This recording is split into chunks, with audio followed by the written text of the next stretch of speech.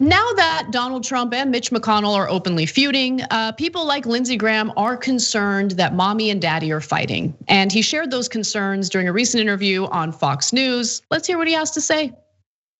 Mitch McConnell working with Donald Trump did a hell of a job.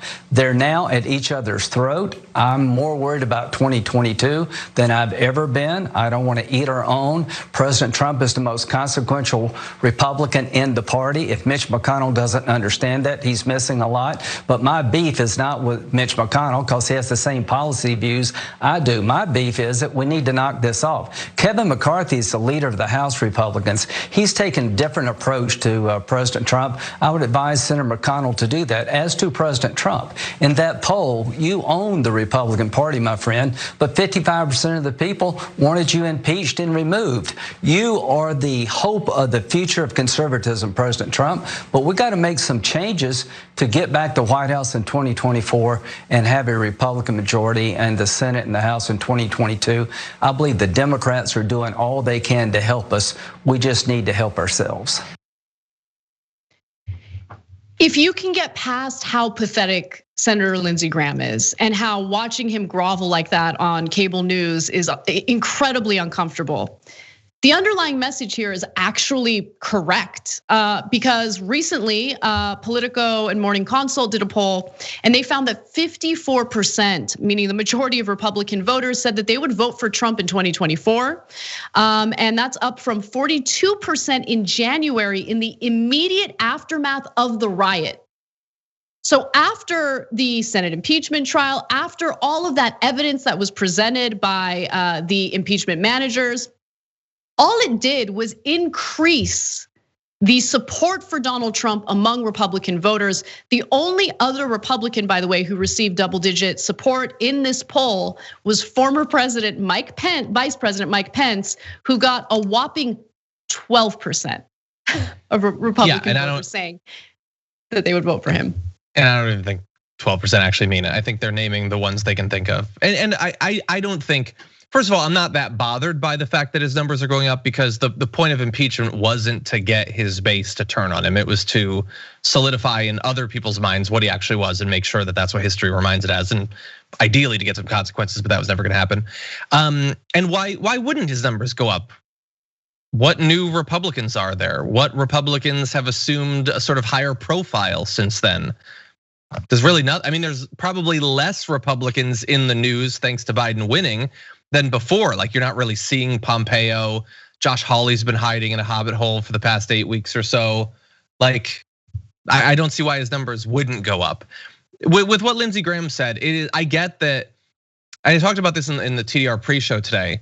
I think he's kind of right that it's the only option they have is to double down on Trump, because the Republican Party in the best of times pre-Trump didn't necessarily have much policy-wise that they wanted to run on. And whatever last vestiges of that they had was gone by the time Trump lost re-election. Trump himself wasn't even, he literally did not have a platform. The Republicans didn't pass a platform during the 2020 campaign. And so what are they running on? Healthcare policy? We'll see it in 2 weeks. Like, that became such a joke. They don't have that.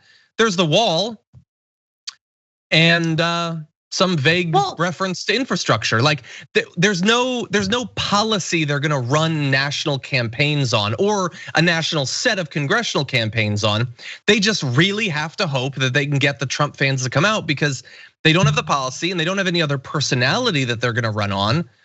Well, I mean, like, you can get conservatives fired up by talking about cancel culture. Like, did you hear of trans students playing sports? Like, that's all their media talks about. But you're not gonna like win over independent voters by that, I don't think. Like, Lindsey Graham is pathetic, but he's also not necessarily wrong. If you assume that they're not going to try to appeal on policy to these voters, then what else are they supposed to run on than, hey, Trump's back?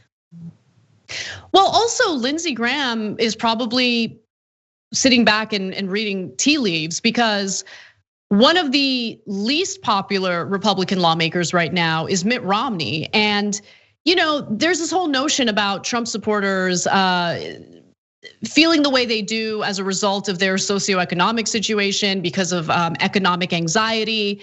But Mitt Romney, although I'm very suspicious of him and I don't believe him for a minute, has proposed a a decent, I mean, a pretty generous child tax credit, which wouldn't just be a tax cut.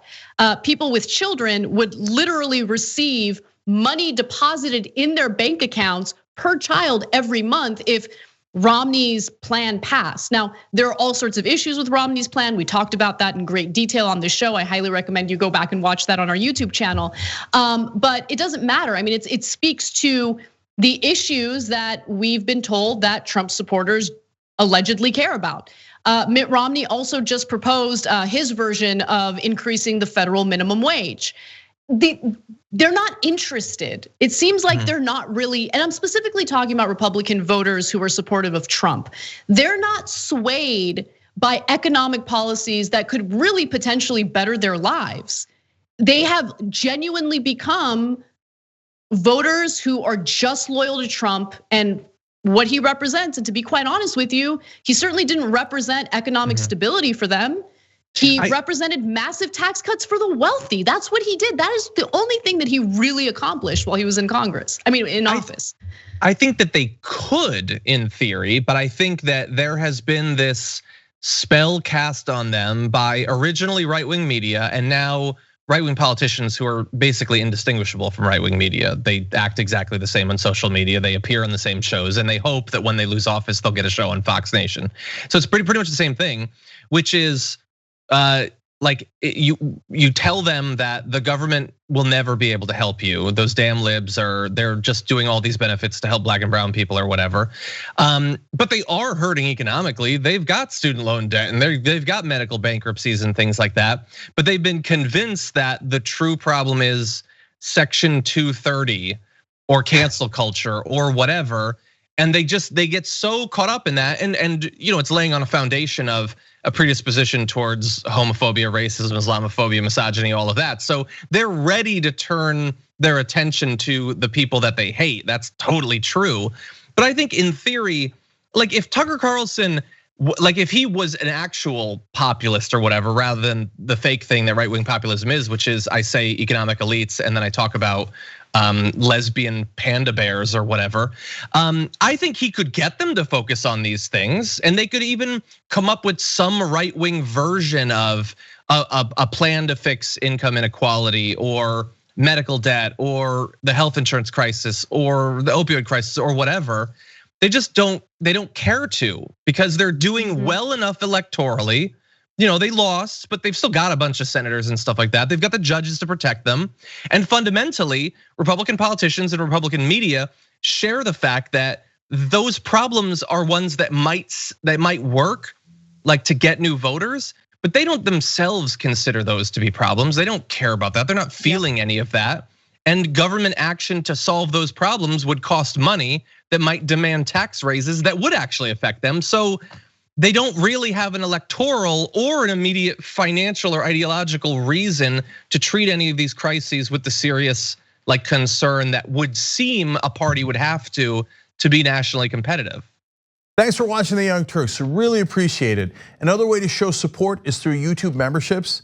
You'll get to interact with us more. There's live chat emojis, badges. You've got emojis of me, Anna, John, JR. So those are super fun. But you also get playback of our exclusive member-only shows and specials right after they air. So all of that, all you gotta do is click that join button right underneath the video. Thank you.